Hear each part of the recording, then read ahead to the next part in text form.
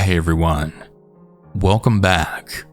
I hope you enjoyed today's stories, and if you ever want to share your own, you can send your story at southerncannibal.com, linked down in the description. All that being said, relax and get comfy as we head into the stories, and remember to always stay hungry.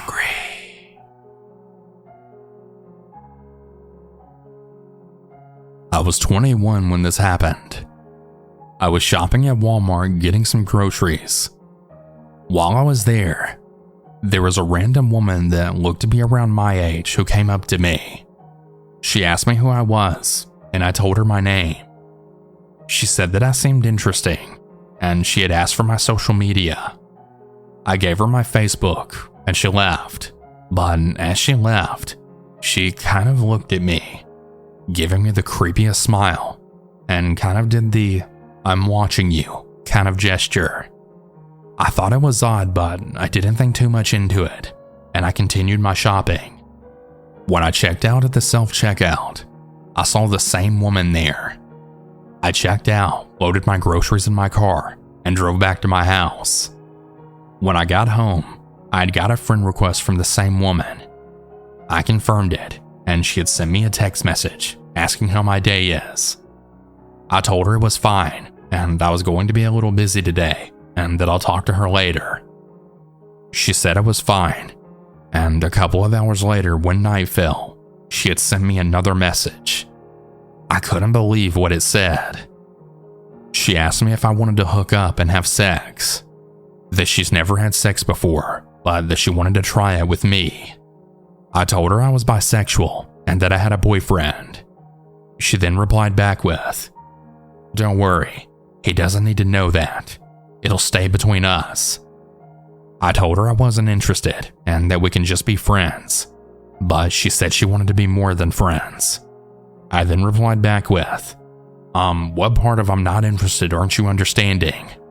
She had totally went off on me after that, cussing me out and totally losing it. My boyfriend came over to my house later that night to spend the night. When he arrived, I'd showed him all of the messages the woman sent me. He was disgusted. And then, about 3 hours later, at 1 a.m, we heard 4 loud bangs at the door, then someone screaming. It was the woman. I guess she had looked up my name and found my address, and she had actually showed up at my house. She was screaming like a psycho. "If I can't have you, nobody can." I told her to get the fuck off my property or I'd be calling the police. She said she had a knife on her and that if I didn't let her in, she was going to cut herself. My boyfriend then immediately called the police, and they were literally here in about 5 minutes. As soon as they arrived, they arrested her. I showed the officer all of the messages, and she said to drive to the police station to make a statement. My boyfriend and I got in my car, and we drove to the station. The both of us gave our statements, and I ended up filing a restraining order against her. I've since deleted the messages and blocked the woman's account. Now I only friend people that I actually know and trust. Please be careful who you talk to on social media, as you never know what could happen. I just want to say when all of this happened, I was 18, and I was young, innocent, and naive. Now that I'm in my mid-20s, I would never ever let this happen again. It was my freshman year at college, and as one could imagine, I was excited to be on my own for once in my life. So excited to be on my own that I decided I was going to take summer classes on campus. That way I wouldn't have to worry about coming in when the big crowd of freshmen came. And I would also already know where everything was. Plus, it meant I could get away from my parents even faster. But mainly, all I could think about was boys. You see, I never dated anyone through high school, so I thought I would find my one true love at college. Because of course, that's what all the movies told me anyways. About 2 weeks go by, and me and one of my roommates, I had 4 by the way, we're all hanging out in the lounge area showing off pictures from Instagram. We were showing our friends, family, etc. Well, my roommate, who I'll call Tracy, had showed me a picture of her and these 2 guys. One of the guys was Tracy's boyfriend, and the other was Tracy's boyfriend's best friend. I'll call him Sean.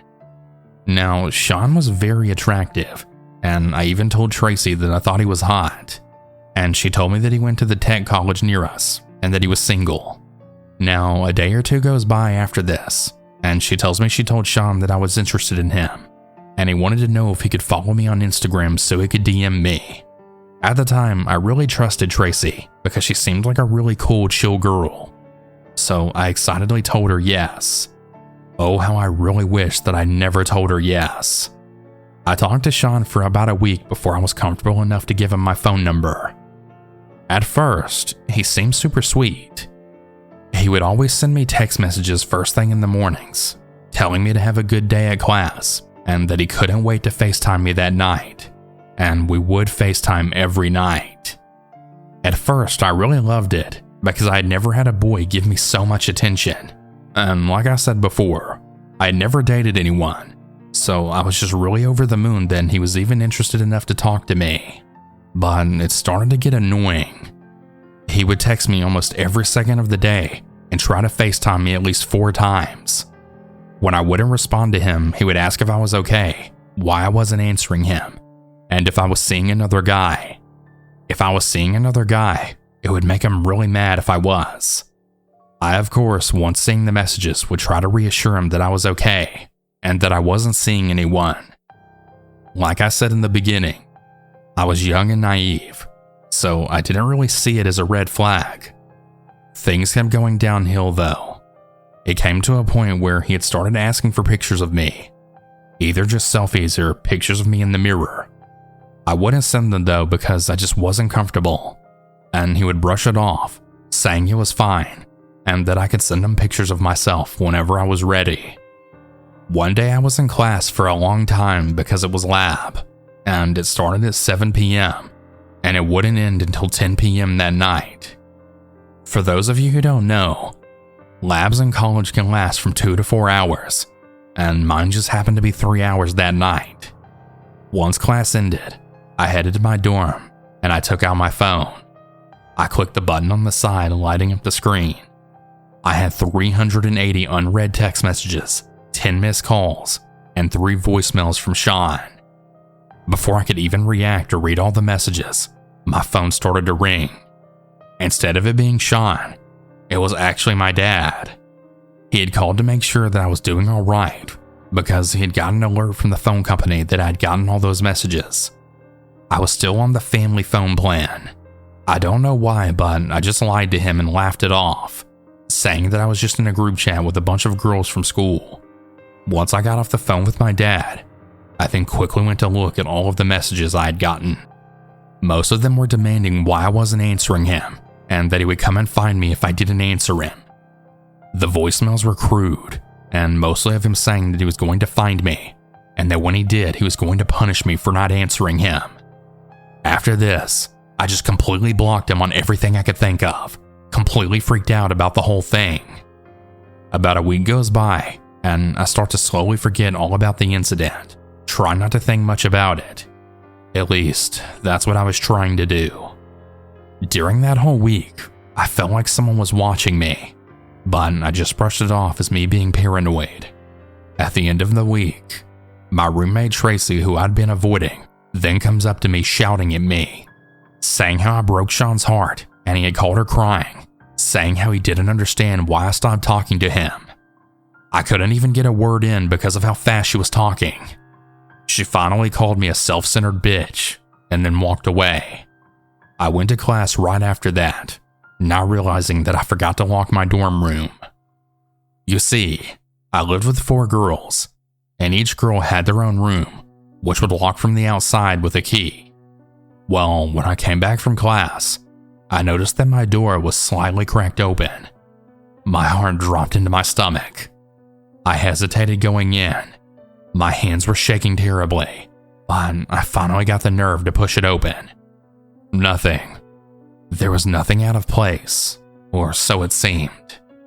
Even though there was nothing out of place, I could have sworn that I closed the door before leaving for class. Even though I don't remember if I locked it or not, I know for sure that I closed the door. so I asked all of my roommates, including Tracy, if anyone had gone into my room that day, and they all denied it, even Tracy. But I just knew in my heart someone had been in there. I tried to brush it off, but I couldn't. So one weekend, when I knew that all of my roommates were going to be out of town, I switched dorm buildings, and I roomed with a girl that I'd gotten to be close friends with. After I moved in with her, I then told her all that had happened, and she said that she would walk with me to my classes, which thankfully, we had most of our classes together, except for the one night I had lab. She would walk with me to my lab, and then wait until my lab was done to then walk with me back to the dorm. One night though, she had actually gone out of town to go see her parents or something. I was walking back from my lab, and it had gotten really late that night. I heard someone walking behind me, but I didn't pay any attention to it, since class was just let out. But as I was walking, I could hear the steps getting closer, so I started to pick up my walking speed. At this point, I could tell someone was following me, and I was really afraid to look back. As the footsteps increased and got faster, I started running as fast as I could. Now let me tell you, I'm not athletic by any means. Somehow though, adrenaline probably, I was able to sprint to my dorm building, still hearing someone running behind me. And I thankfully already had my keycard out to get into the building. I then swiped it on the door and then slammed it shut behind me. Looking up from slamming the door, I see someone who's probably about 10 feet away from the door staring at me. Even though the person's hood was up and I couldn't see their face, I could clearly see that they were looking at me. And I just knew that it was Sean. Not wasting any more time, I go to the RA that was up that night, now bawling, telling them what had just happened. He called the police, and I then told them everything that happened. But they basically just said that they couldn't do anything since I didn't see his face. After all this happened, I called my friend and I told her what happened, and she never went out of town again if I ever had any late night classes. I eventually ended up deciding that college just wasn't for me, and I dropped out. I moved back to my home state, and I went to cosmetology school to become a hairdresser. I still haven't dated anyone yet though. Maybe it's the fear of something like that happening again. I'll never know. I do know that I'm super careful with who I talk to now, and who I give my social media and phone number to. I'm still scared to go to places by myself, even though it's been years and I'm states away. Even so, I really hope that I never see Sean again.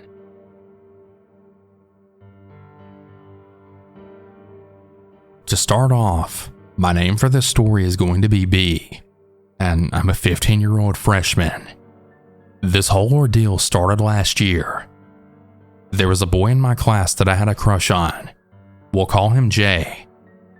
Jay and I eventually started talking to each other on Snapchat, where I quickly realized he wasn't someone I wanted to talk to. He would say things about his life being so bad, then say I was the only good part about his life, along with the typical pick-me texts. I quickly shut him down, and I thought that was the end. Another detail I want to mention is that he had given me his TikTok. His username said I love you T, which was his ex. The two of them had broken up about 3 months before, which was a major red flag. I finished the school year without any problems, and I went throughout my summer without a thought of Jay. However, in late July, I was tagged in a TikTok video by someone I didn't know. The TikTok in question was a compilation of pictures of me from my Instagram. Needless to say, I was completely baffled. Maybe 10 minutes later, I was tagged in another video, and so I texted my best friend and I asked if he knew who it was. He almost immediately suggested Jay. I texted Jay on Instagram and I sent screenshots of the videos he posted. He said that he did indeed post them, and he was even proud of it. He talked about how he loved me, and that it wasn't something he would give up on. I blocked him, and I ended up just avoiding him at school, and I thought he moved on. I saw him with a new girl who turned out to be his girlfriend, and I finally felt free. That was until yesterday night, when he used 2 accounts to try and reach me on Snapchat, both of which he made them look like it wasn't him. So yeah, I guess he's still stalking me, and I don't know what to do to get rid of him. I just really hope he stops soon.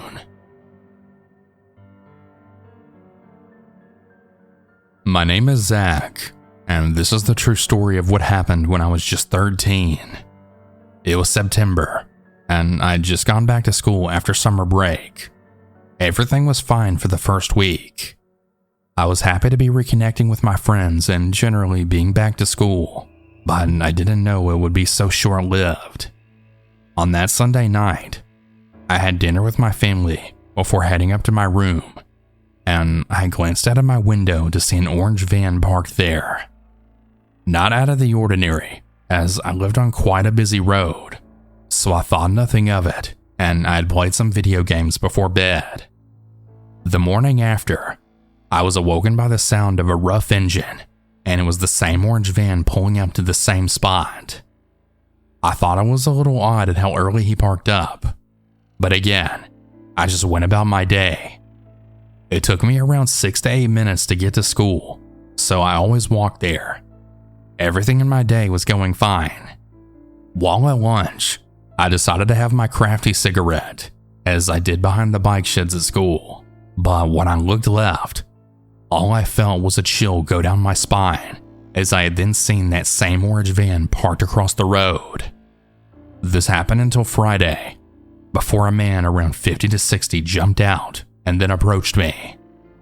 At this point, I was really scared, and I didn't know what to do. The man, who I'll call Ron, had started asking me many questions about me and my family. If we argue often, how many people I live with, and so on. I was already freaked out at this point, so I just ran home as fast as I could. When I finally got home, I was thinking that maybe he got the hint, and I felt just a little bit more relaxed. Until an hour later, and he was then parked in the same place. At this point, I was so happy it was the weekend. I decided to stay inside all weekend long and just play video games with my friends online. It had turned 6 p.m. on a Saturday, and I was feeling so relaxed. I hadn't even looked out the window. I was about to start a new match with my friends, but my phone rang. I looked, and it said no caller ID. I thought it was my mother, as she would often use her work phone to call me and my siblings. I answered the phone, and as I usually say hello, I got no answer back in return, just very heavy breathing. This happened about 4 times before a voice then finally spoke. Hello, Zack. I instantly recognized it. It was Ron. I started to panic, and I looked outside, and there he was. He was looking up out of his car window at me and smiling. I was way too scared to tell any of my family, so I phoned my friend, who I'll refer to as Jack, and I told him everything. He instantly knew that I was telling the truth because he had noticed the orange van around the school too. We spoke about it for over an hour before we decided to call it a night, but as soon as the call finished, my phone rang again.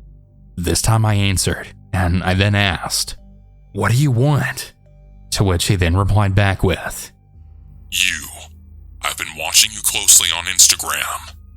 I just hung up after that, and I went to bed really scared.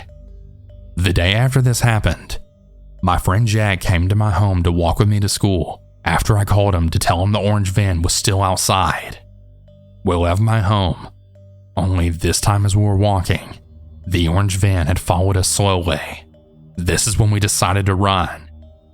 As we got to the end of my road, the van sped up and then blocked us off. Ron stepped out of the van, grabbing my arm, then saying, I want you. You're coming with me. He also put Jack in the back of the van to stop him from talking too. I then asked him, "Why are you doing this? Where are we going?" To which he then replied back with, I already told you. I want you. We're going home. As he then shut the van door. Me and Jack panicked as Ron started driving away with us. We searched everywhere in the van for something to help get us out. Just as we had given up, Jack had spotted a piece of the van's metal lining that was loose. We started to pull it off as quietly as possible. As it finally came off, it made a loud noise, and Ron then banged on the van, shouting at us, "Quiet!" while driving. Me and Jack then took the metal and we forced open one of the doors. Ron was driving at a high speed, so we had no choice but to jump out. There were 2 people who were walking down the street at this time. They came to our aid as we jumped, and they kept us safe until the police came. Me and Jack told the police the full story, but Ron and his van were never found. I'm not really sure, but I think he was using fake plates on the van. How else would he have not been found? I know this might sound fake, but I really was almost kidnapped by this psycho in his van. A month after all this happened, I had finally started to rebuild all of my confidence with all of the security measures in place. I was finally starting to feel like the old me, and I made sure that my Instagram account was private. I came home with my mother from school, feeling happy, and decided to play online games with Jack. Later that night, I got a notification on Instagram, a new message request. I opened it, and my blood turned cold. Upon reading it, it said, "I'm still watching you." And I dropped my phone to the ground. After that happened, I deleted all of my social media accounts from that day forward, and I'm probably not going to make any new accounts for a really long time.